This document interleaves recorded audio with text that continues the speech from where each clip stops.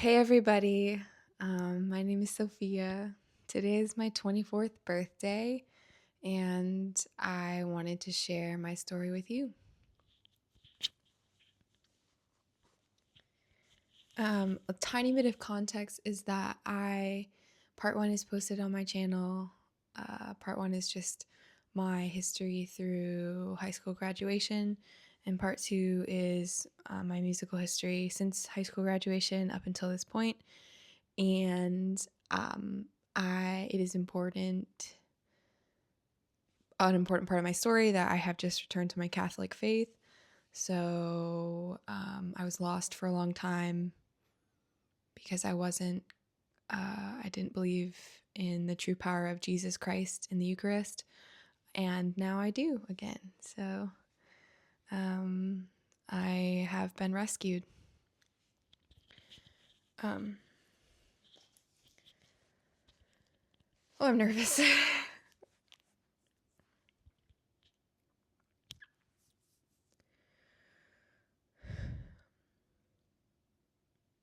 After high school, I left music.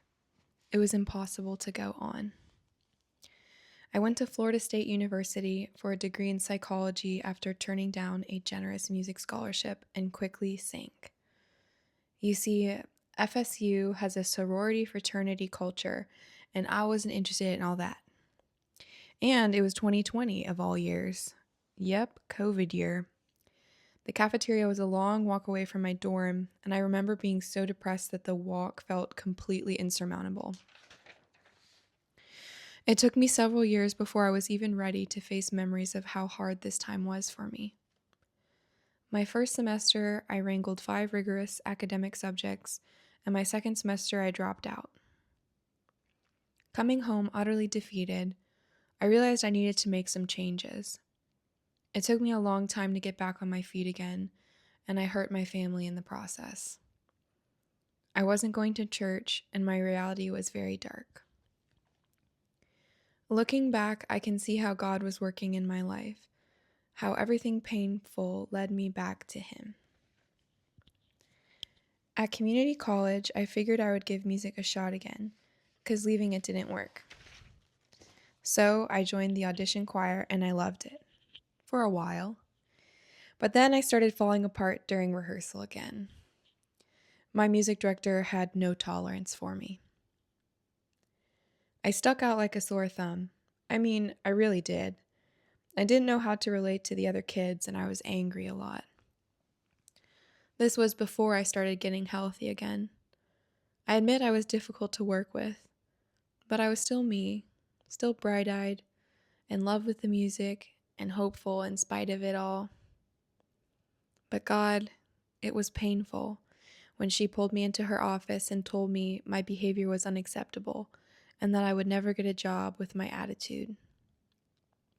You might call it tough love, but I was not capable of receiving tough love because I needed love. It almost broke me.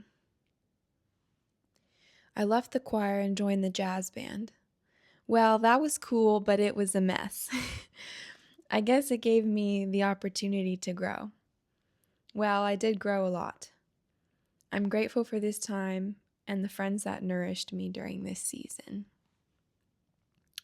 Then I applied to Berklee College of Music in Boston, Massachusetts. I know I get whiplash telling my college story too. I went because the city enchanted me and because I wanted to get away from home. Berklee truly is a unique and wonderful place with an expansive and welcoming culture, which is just what I needed. I was accepted and began studying in January of 2023 after earning my associate's degree at community college in Florida. Oh, it was a whirlwind and a truly exciting time. It's still so fresh and hard to look at all. I have so many emotions. But this is my story, and I will speak it because I am ready to move forward. And I've got to face these memories I am carrying because they are stuck like a lump in my throat.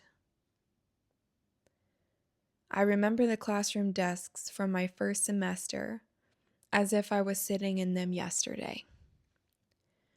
I almost can't bear to face how strongly they live in my memory. It was an immensely rewarding time, and also the most difficult thing I have ever done. I am so proud of myself for blooming in the city. As I blossomed, my petals were cut. It was difficult for me to make friends, although I had plenty of friendly acquaintances. And I was still navigating the world at this deeper level, while others seemed unwilling to be quite as honest. As school progressed, I began having conflicts with my professors. I had a conducting professor be totally uncool and unprofessional with me. And, well, I'm too mouthy to let things like that slide. So I brought forward a report where I was taken seriously, but nothing changed. And as my health began declining due to the challenges of being an autistic woman alone in the city, I encountered more professors who were cold and damaging to my bleeding heart. I'm not sure how important the specifics are, but when I see injustice clearly, I speak out. I had two women professors who I so deeply wanted to love and trust, who could not see or understand my pain and the ways that they were contributing to it. Outside of school, I had two thrilling choral opportunities which were greatly enriching for me. I was singing at an incredible Catholic parish with a massive outreach and live stream program, which also connected me to a community chorale, one of the best in Boston. I'm so proud I got to participate in such incredible programs with prestigious musical leadership. The chorale really fed me musically.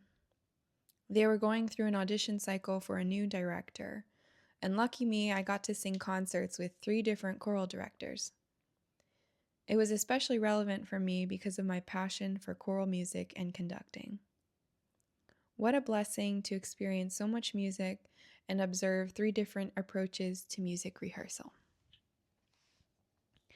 At my church, my experience was unusual because I very firmly denied the Catholic faith, because I was pursuing God through the intersection of all religion.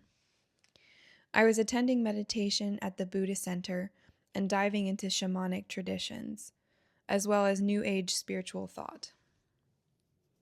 So for Mass, I would sing because I loved to sing and I loved my director. Thursday night rehearsals were the best part of my week. My voice grew tremendously, especially singing next to our lead soprano, the wonderful Emma Robertson. But I wasn't fully participating in the Catholic faith, and so I excluded myself from the community there. You should have seen me singing at the Catholic church with a shaved head and a white long sleeve and a pair of pink glasses. What a time. Unfortunately, none of this stuff has a happy ending. At school, I was suffering again with anxiety attacks and bitter depression, which told me I'll never be anything and I'll never fit in anywhere. And I was allowing mistakes from my professors to reinforce this narrative. I sat in my final semester of private piano instruction, absolutely bewildered, as my professor recoiled from my tears and reverted to disciplinary discussion about my grades. It was the nightmare, over and over and over again. My home life was treacherous, and I was struggling to eat. At school, towards the end, I was getting that dark, angry, I don't want to be here, cinderstone, which burned through my insides. An outright rejection of my humanity by both of my beloved choir directors was the final straw which broke me. I withdrew from Berklee 1 semester before completing my degree. Everybody I knew told me it was a grave mistake, except for the cheery guidance counselor who clicked the button to cancel my registration. God bless her. I told my family I wanted to move to the West Coast and start a band. And I really did. But now God is asking me to recover here at home, even though it's hard, even though my family still doesn't listen when I tell them I'm not feeling well. How do you say,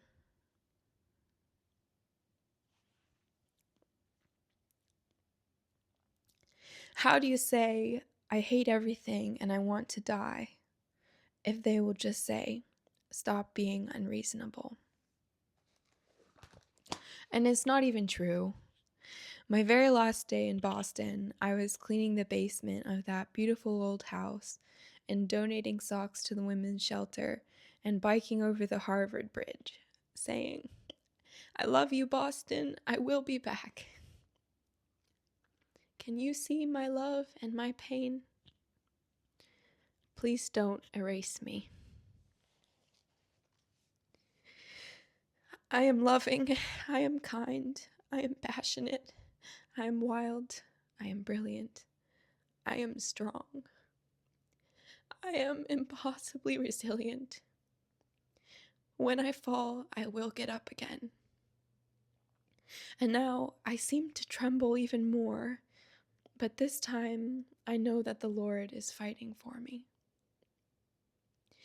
So perhaps there is a happy ending after all. Thank you. God bless you.